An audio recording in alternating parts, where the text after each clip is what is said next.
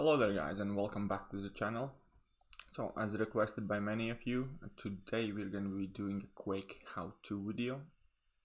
So I'm going to be doing two fights. One of them is going to be against Star-Lord in Labyrinth of Legends. Another one is going to be against Rhino in Road to the Labyrinth, where he is completely debuff immune, to show how Quake can handle stun immune opponents.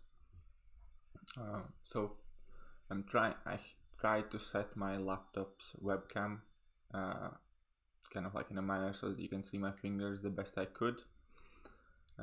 Hope you guys get some idea of how my fingers are moving during these fights.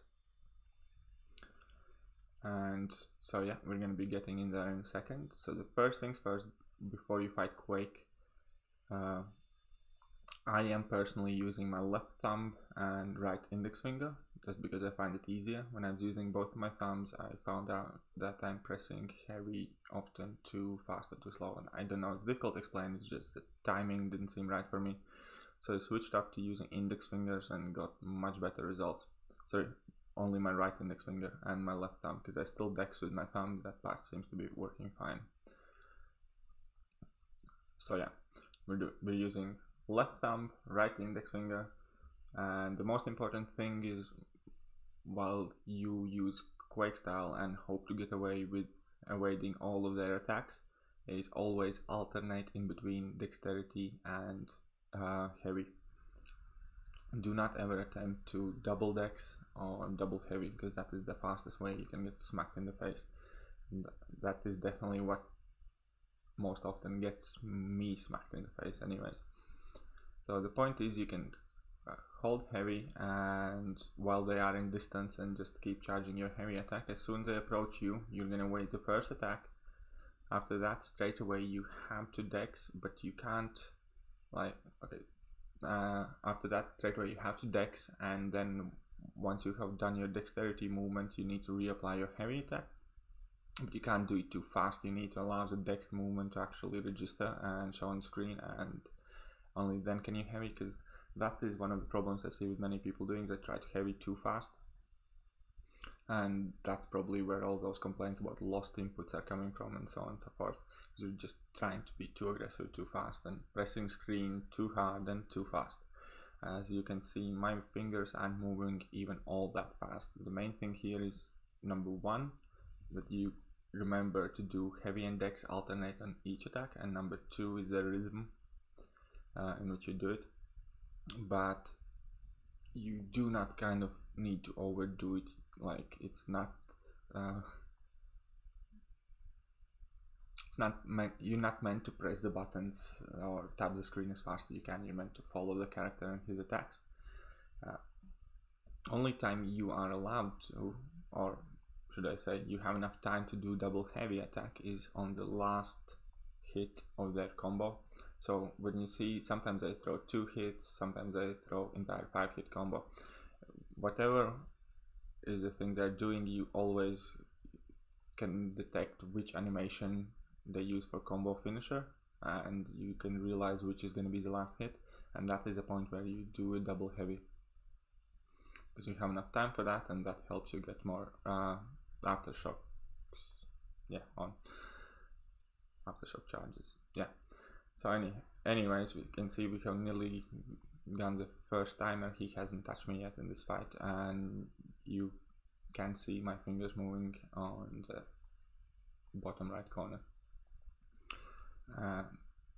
Again, to stress, the most important bit is, and with Quake, you cannot mix your timing. You need to do heavy and dex alternate. Do not ever try to double dex, or do not try to double heavy unless it is the last hit of their combo. So now we run out of the timer. We got smacked in the face, obviously, because that's lol. So we're gonna go back in a Road to Labyrinth and do the Rhino there.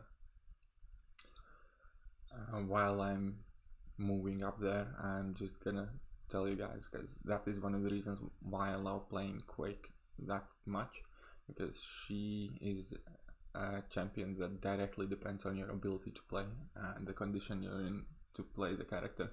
There are many characters that are a lot easier to play in the game, but Quake is only as good as you are with Quake right now. It doesn't matter that you can play here overall well, or that you know what to do. You need to be on point and focused. It does take quite a bit of you to play Quake for like long periods of time.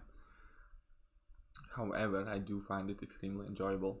Right, so here we can see that Rhino is completely immune to debuffs, so there's going to be no break time, and this is probably one of the harshest ways how to play Quake, because normally once the stun applies and you start charging your heavy, you do have a time to kind of like reconfigure yourself, to take a little break, find your footing, and prepare yourself for what you're going to do.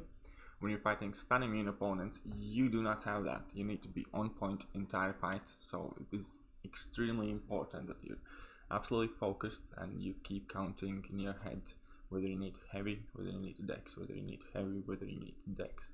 It does get a lot easier with practice, especially at the beginning. For me, I noticed I tend to double heavy whenever I kind of like got sloppy or I didn't think it through.